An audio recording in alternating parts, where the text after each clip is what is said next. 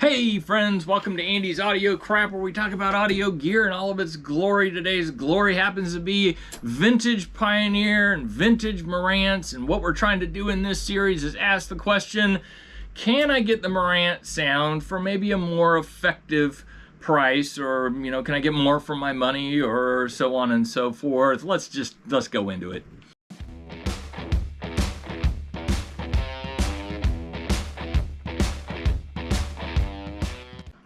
Okay, if you've already watched one of these videos, the Marantz section pretty much stays the same. Don't worry with watching it. You've already watched it. Skip ahead to about 7 minutes. We're going to dig into this Pioneer.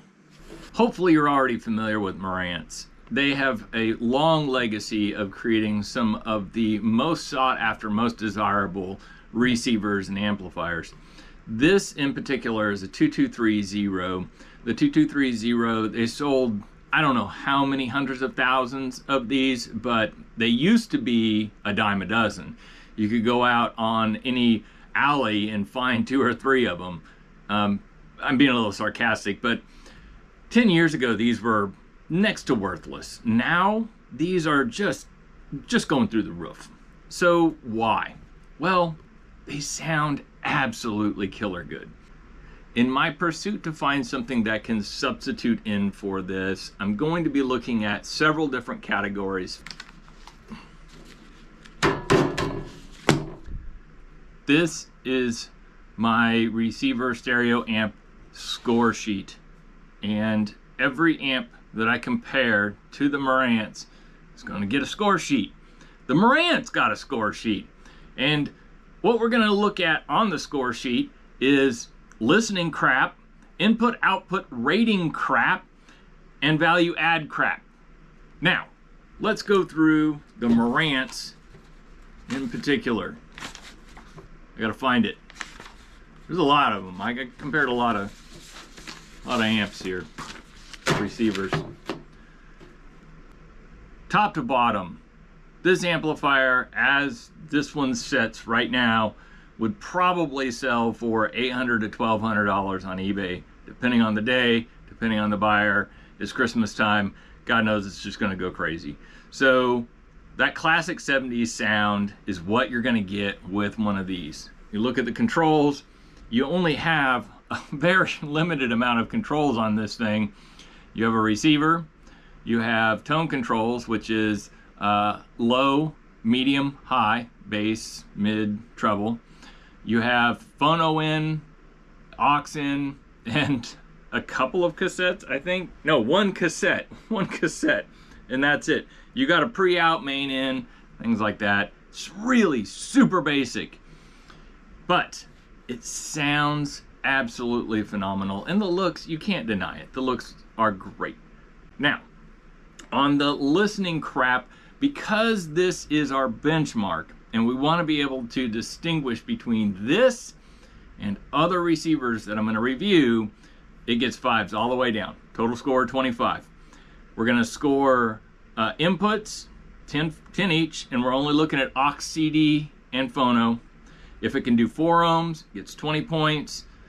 Non-surround sound speaker outputs.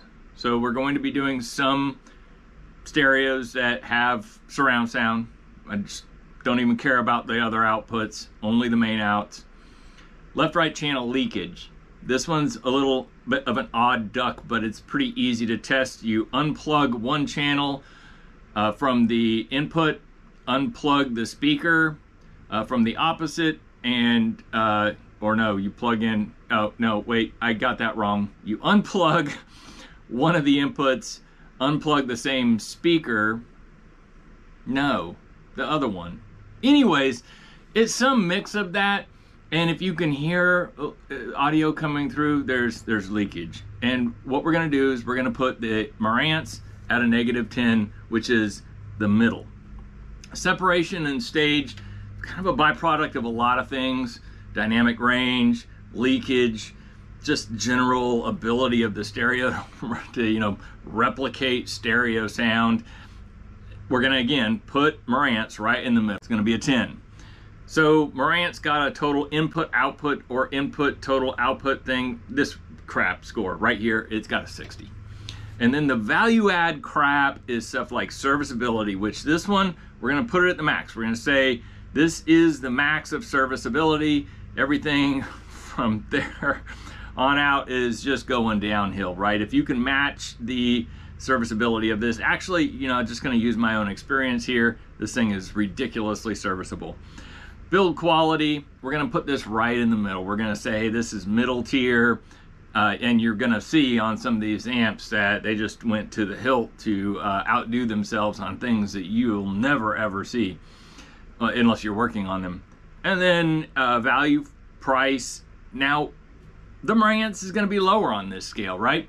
It's very expensive for what it is, for how many watts you're getting, and well, you'll see as you watch these videos, you'll see the faceplate option and just general attractiveness. Marantz, I put it at a 40 on both. There are better ones out there, and I'm looking at one of them right now. Hopefully you subscribe, because this is going to be a series. I don't know how long it's going to go on. I just keep finding stuff and buying it to review against the Marantz. All right, this is the Pioneer SA-9500 Mark II. Make sure you're getting the Mark II, not the Mark I, but the Mark I is good as well. This one has a lot to offer for what it is. Let's talk about what it has to offer. 2 phono inputs. The phono inputs are tunable. As well, you have many different dials here to dial in the treble and bass side of things. You have a defeat, you have a loudness, which this one has the loudness. I'm just grasping at straws here. Basically, this has a ton. I have a video out there, I think I have a video out there of this exact one where I've gone through and talked about everything that this thing has to offer. If I don't have that video, there's videos out there. Go and look at them. From a quality standpoint, this thing is absolutely built to the hilt, and this one is too. But the difference is separate, completely separate amplifiers in this. 1 transformer, 2 transformers, 2 caps, main caps, 4 main caps. All right, you're getting the point here, right? Now, let's talk about wattage. This has 30, roughly. This has double for the same price and all these features. But that's not really important compared to how does it sound. Sound-wise, let's look at this. Let's look at my chart here. Rocket Man, it did not sound as good. Remember, we put Marantz 5 all the way down. So Marantz is sitting in the center. So you can see in comparison, Rocket Man's did not sound as good as it did on the Marantz. All right, the Mama Said absolutely did die for good. Oh my God, I'm listening to this stuff on La Scalas. Look up any video on La Scalas, and the one thing they're gonna tell you is you need a sub. There's no sub hooked to these. This made it sound like I had a sub hooked up to these. It was incredible. It was just absolutely the punchiest thing. Now, if you're on a pair of vintage like JBLs or something like that, it's probably gonna be a little bit of overkill.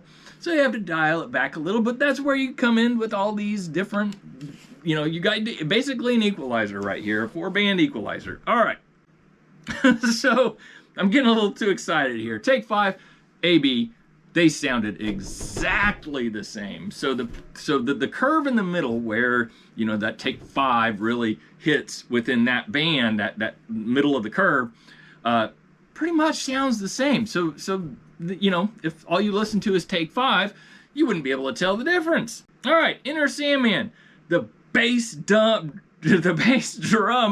kick on the Pioneer was like getting kicked in the gut. I was gonna say somewhere else, but it's really, really good. It like is absolutely incredible. If you had a set of speakers and you just, let's say you had a Sherwood Vegas, like those big gnarly ass Sherwood Vegas, this is the one you want. Don't get this. Don't. You want this, especially if you're going to be listening to Metallica. This thing will absolutely knock your socks off. Now keep in mind this one's been rebuilt. So it has, you know, a little bit of extra money put into it. Everything's fresh in it. And same for this. But oh my God, to get this power in a Marantz, you're gonna pay double, if not triple. And it won't sound this good. This thing sounds incredible. All right. Guitars and Cadillacs. I swear to God, I heard boots stomping on a wood floor, beer glasses clanking, and somebody getting smacked in the background. It sounded that damn good. All right, I'm gonna calm down. It was a very exciting experience, if you can tell. All right, the inputs and outputs crap, it's basically very, very similar to the Marantz. It got a couple extra points because it has 2 phono ends. And the serviceability and the build quality, I'm getting hoarse now. The serviceability and build quality is pretty much the same. They were built, you know, pretty much the same period. You know, designers at that time did certain things a certain way so that they could be serviced. Not like today where it's just all kind of modules and boards. And anyways, price value is not any better price value than the 2270. And that's because to actually get one of these in this scenario, comparing it to the price of the 2230, it's going to cost you the same and maybe even a little bit more because if you need a radio, you're going to have to buy the radio separately. And that brings me to another point. I'm not comparing radio reception here in these videos. I'm comparing the boards. These boards back here doing the business, right? I'm just comparing their sound. All right, silver champagne and general attractiveness. I do like the warm glow of this, but when you get a radio and you put it on top of this, it's just a statement piece. It looks like a piece of art. It is stereo eye candy. So with that, I'm gonna let you hear this thing. Tell me what your thoughts are. If it were your money, what would you buy? I'm not saying that either of these is bad and good, although it probably sounded like it. I have both. All right? So I obviously like both. There are things that I don't have, and you won't see a review for them, and I don't like them. So I like these. You're not wrong if you like them. But you are wrong if you eat a popsicle upside down. With that, let's roll into listening.